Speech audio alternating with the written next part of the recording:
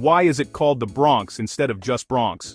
In 1639, a Swedish sea captain named Jonas Bronck sailed from the Netherlands with his wife, some domestic servants, and a number of other emigrants to New Amsterdam, still 25 years away from being rechristened New York. Upon Bronck's arrival, the Dutch West India Company granted him about 500 acres of land that had belonged to the Mohegan people. And, while certain historical texts report that Bronck compensated Mohegan leaders, the details of the deal aren't very clear. The tract was between two rivers, the Great Kill and the Aquahung, meaning River of High Bluffs, now known as the Harlem River and the Bronx River respectively.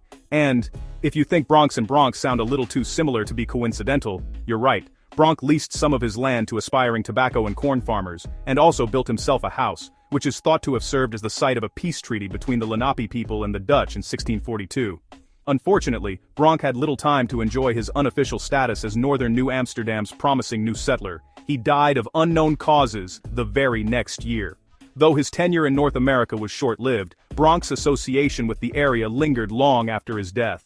His land was referred to as Bronxland or Bronxland, and the Aquahung became Bronx River. The moniker Bronxland didn't stick, possibly because many of Bronx tenant farmers didn't stick around, and the influential Morris family birthed a new name, Morrisania, when it later acquired the land. But Bronx River had staying power. It eventually got simplified to Bronx River, which in time became the Bronx River, or just the Bronx, in the same way that you might call the Mississippi River the Mississippi.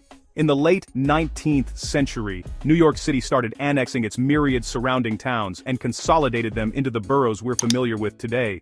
When it came to choosing a name for the borough by the Bronx, officials borrowed the name of the river itself. In other words, unlike Southern Californians' habit of adding the before freeway numbers, the Bronx's definite article is definitely more than just an informal custom. As for whether it calls for a capital T, it depends on whom you ask. According to official Bronx borough historian Lloyd Ulton, it does.